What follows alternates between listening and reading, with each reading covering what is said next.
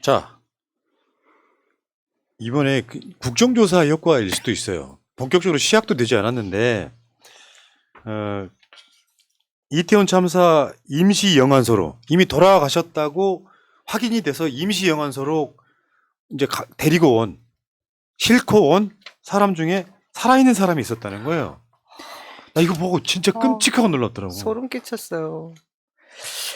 그러니까 그 현장이 얼마나 막 어수선하고 막 이렇게 긴박했고 막 이런 거를 저희가 이제 뭐 상상을 할 수 있지 않습니까? 이 상황만 봐도. 그러니까 그 당시에 인력이 또 더 많이 이렇게 투입이 됐고 하면 한 명 한 명한테 이렇게 응급 조치하는 인력도 더 많이 그죠 배정될 수 있었을 텐데 그러지 못한 탓이 아닌가 싶어요. 근데 야, 이거 그 가족들은 어떨까? 그쵸. 그리고 이것도 사실 다 묻힐 뻔했던 건데 그쵸. 국정조사가 있다 보니까 이제 내부에서 이렇게 제보들이 들어오는 것 같네요. 그러니까 이제 이거는 김교웅 의원이 인천의 국회의원이죠. 소방대원들 몸에 이렇게 보디캠이라 그래가지고 카메라가 달린 그 영상에 그것들이 있었던 거예요. 요거를 이제 받은 거죠, 그래도. 자료 요청해가지고 받은 건데 내용이 이런 거야. 지금 있어 맥박? 아까 맥박이 한 번 뛰었거든요. 뛰었어? 네, 혹시나 해가지고. 그럼 심폐소생술 해. 여기 조명도 밝게 되는 거 아니야? 큰 거로 해서? 그러니까 이미 돌아가셨다고 이송을 했는데 살아있었던 사람들이 있었다는 거예요. 대응만 잘했다면 상당수도 살릴 수 있지 않았겠느냐. 골든타임 4분이란 얘기를 했었지 않습니까? 이 압사의 경우에. 근데 젊은 사람들의 경우 CPR 그 횟수나 시간도 더 길게 하면 훨씬 살릴 수 있는 확률이 높다라는 얘기까지 나왔었는데, 막 끔찍한 생각이 더 진짜 많이 들죠. 그러니까 국정조사의 필요성 그리고 국정조사를 얼마나 잘해야 되는지 정말 뼈저리게 느끼게 되고요. 만약에 그런 국정조사 같은 게 없었다면 우리는 전혀 알지 못하고 그냥 이런 모든 사실들이 그냥 묻혔을 가능성이 높겠죠. 어제 그 현장 조사가 시작된 첫날이었지 않습니까? 제가 그 방송을 보면서 방송에서 크게 많이 다뤄주지도 않습니다, 사실. 우리 이 진보 매체는 계속해서 12구 참사에 대한 얘기를 하고 있지만 보수 언론들은 지금 국정조사가 시행되는지 어쩐지에 대해서도 제대로 알리는 것 같지도 않아요. 근데 제가 보니까 그 좁은 골목에 이제 국정조사위원들도 가고 언론들도 가고 이러다 보니까 그 개인 유튜버들도 그 골목을 꽉 채웠더라고요.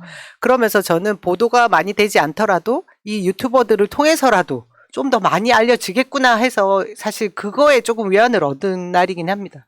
근데요, 며칠 전 보도가 하나 있었잖아요.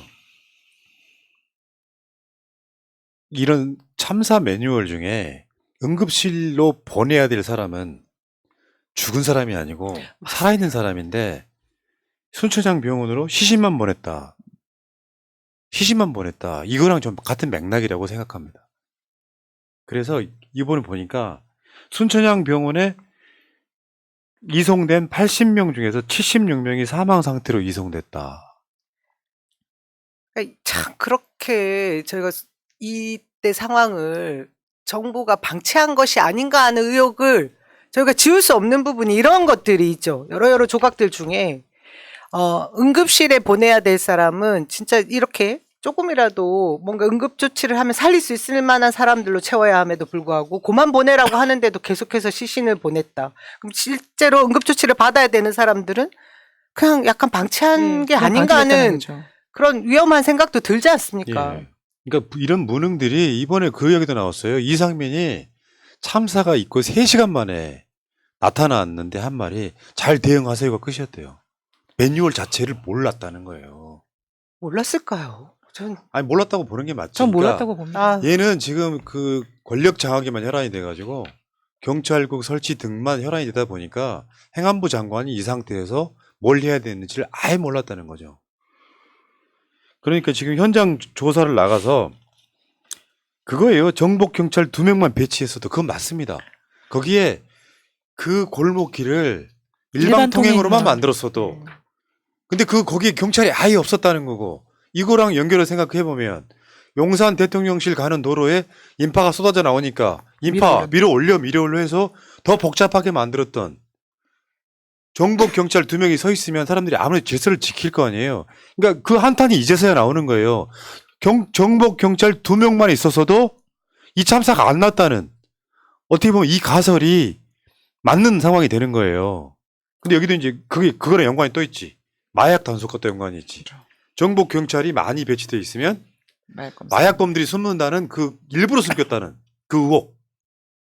그리고 지금 뭐 특수본에서 용산구청장과 용산서장 2명을 뭐 구속 수감하기로 했다고 얘기를 하는데, 용산서장은 이틀 전만 해도 경찰 기동대하고 2개 대대 이상을 요청을 했지 않습니까? 이게 묵살된 과정들이 나와야 돼요. 그래서 용산서장이 거기에 지금 혐의를 받아야 되는 게 아니지 않습니까?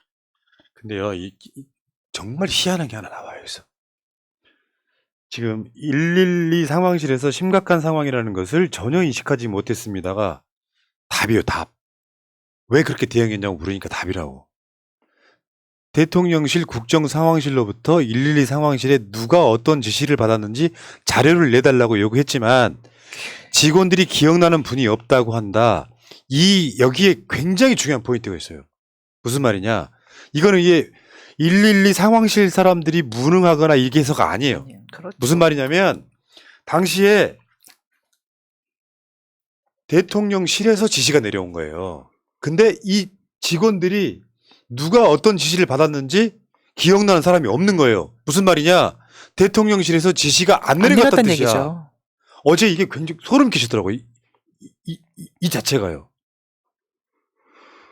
기억나지 기자님이- 않습니까? 네. 그 대통령실에서는 분명히 2시 30분경에 대통령이 주재하는 회의가 있었다. 비상상황의 회의가 있었다고 했지만 저 그 시간에 눈 뜨고 계속해서 언론 보도를 봤었는데, 그 당시에 그런 상황들이 있었으면 분명히 기자가 현장 취재를 했을 거예요. 그런 거 하나 없었습니다. 그냥 대통령실 제공, 예전의 사진인지 현재 사진인지 모르는 그런 사진만 몇 장 띄워주지 않았어요?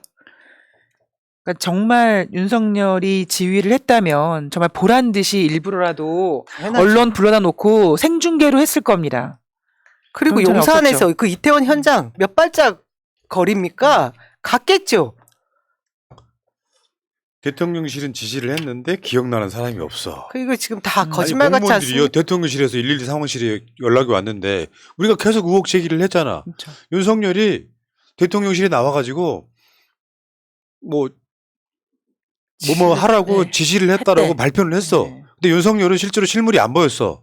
근데 거기서 그 당시부터 우리가 계속 의혹 제기를 했죠. 어디한테? 누구한테 한 누구한테? 건데? 112 상황실에서는 대통령 지시 받은 사람이 없어. 지시 안 한 거네. 나는 그때 그래 합리적 추론을 해봤었잖아요. 윤석열이 연락이 안 된 상황이었을 거라고. 그래서 실제로 경찰청에서 보고했다는 시간하고 대통령실이 받았다는 시간이 한 30분 정도 차이 나요. 이 시간이 왜 차이가 날까? 경찰에서 이거를 거짓말을 했을까가 아니고 대통령하고 30분 넘게 연락이 안 닿은 거라고 보는 거고, 그렇게 연락이 안 닿으니까 대통령실에서는, 형식적인 그러니까 원래 매뉴얼대로 네. 대통령은 지시를 했다라고 발표만 했는데 지시를 받은 부처가 전혀 없는 거예요. 근데 우리나라 디지털 잘 돼 있는 나라 아닙니까? 근데 이렇게 그냥 직원들이 기억이 나는 분이 없다고 합니다. 대답으로 끝날 수 있는 문제예요? 뭔가 남아 있는 게 있지 않을까요? 그쵸. 있다고 하면 실제로 이게- 증거가 이게 있지 않을까요? 그런 방식으로 질타를 하면 이 직원들은 죄가 없어요. 없죠. 무슨 할 말이 네. 있어야지 답을 하지. 아니, 언론이라는 게 정상적이면 저렇게 말을 했을 때, 야, 대통령실에서 내려온 지시를 기억을 못 한다? 그건 말이 안 되는 거고요. 1년에 한 번 있을까 말까 한 일이잖아. 말이 안 되죠. 그리고 이때 이상민 장관은 또 어디에 있었는데요? 이상민의 행적은 지금도 밝혀지지 않고 아무도 있습니다. 묻지도 않고 있습니다. 이상민은 참사가 난 지 3시간 만에 나타났어요. 중대본에. 참. 근데 이런 진상규명의 과정에 지금 있는 거잖아요. 여러분들 12구 참사 유가족분들 한번 보세요. 그분들이 정상으로 보이세요? 인간이 가질 수 있는 슬픔과 분노가 극대화되어 있는 사람들이에요.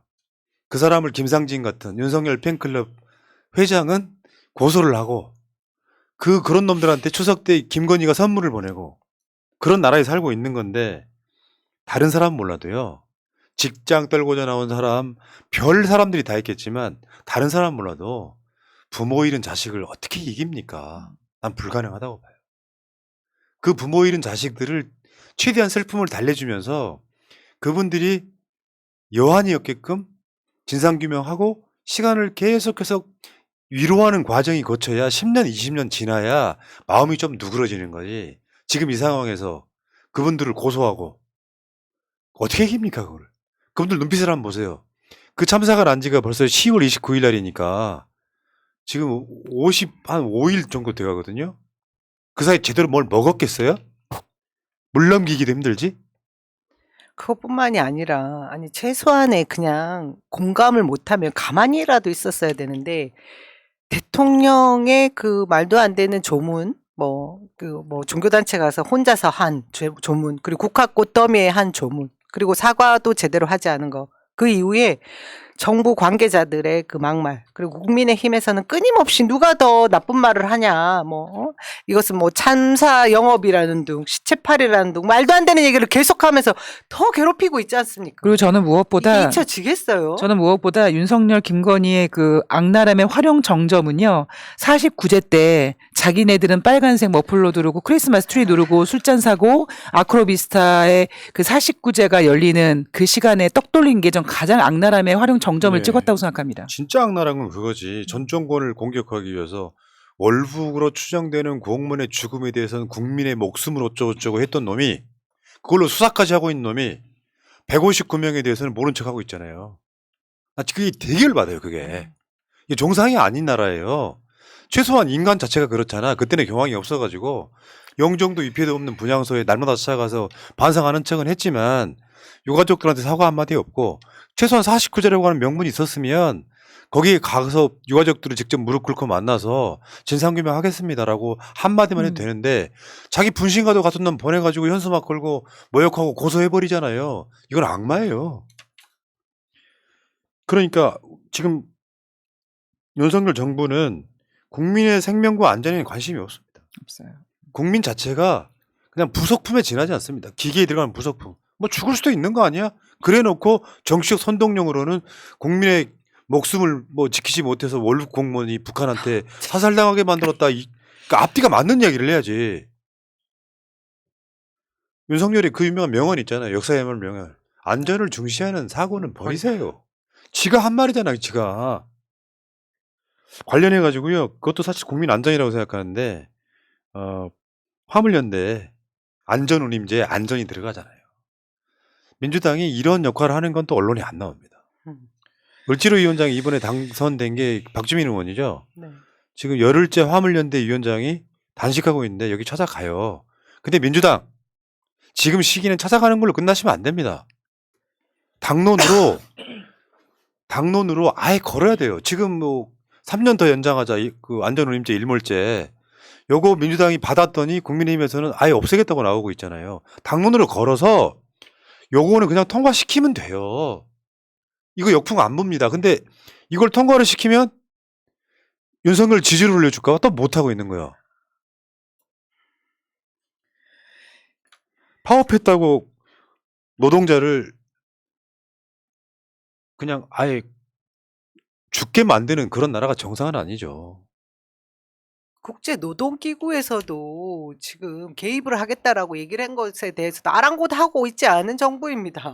이 지금 말이 안 되는 상황이거든요. 그것을 바로 잡겠다라고 나섰으면 말씀하신 대로 이거 안전운임제를 아예 딱 명문화 시켜야 됩니다. 왜 이렇게 유약한지 잘 모르겠는데요. 할 수 있는 거 할 수 있는 시기에 해야 된다고 생각하고요. 그 말씀하신 대로 무슨 지금 화물 연대 파업에 대한 부분을 잘 때려 눕히고 나니 마치 이 지지율이 오른 것처럼 올라가고, 보이는 예. 거 저는 착시 효과가 분명히 착시 있다고 효과예요. 보거든요. 노인들 지지율이 올라간 거야. 그리고 여론조사 결과 보셨죠? 응답률 0.8%를 가지고 엄청나게 오른 것처럼 언론기관에서도 완전히 홍보하고 있던데 이건 진짜 그냥 아주 반짝 잠시 있는 현상일 뿐이다.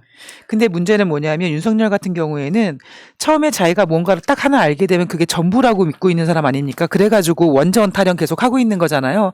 그런 것처럼 이번에 화물연대를 때려잡았더니 지지율이 올라갔네? 그러니까 그 기조를 계속 유지하기 위해서 이번에 노조 통장을 열겠다 이런 얘기 하고 있지 않습니까? 그러니까 이럴 때 민주당이 강력하게 막아내줘야 된다고 생각합니다. 내가 이런 문제가 있기 훨씬 몇 달 전에 그런 이야기 한 적이 있어요. 민주당이 그러니까 진보 정당 중에서 노조 같은 노동운동을 이미지로 하고 있지 않은 건 유일하게 민주당이에요.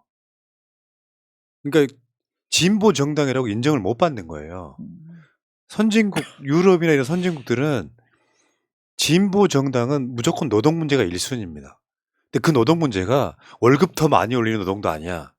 안전이란 안전. 말이에요. 중대재해처벌법, 안전운임제, 심지어 노란봉투법, 합법화업 보장부도 안전 문제예요.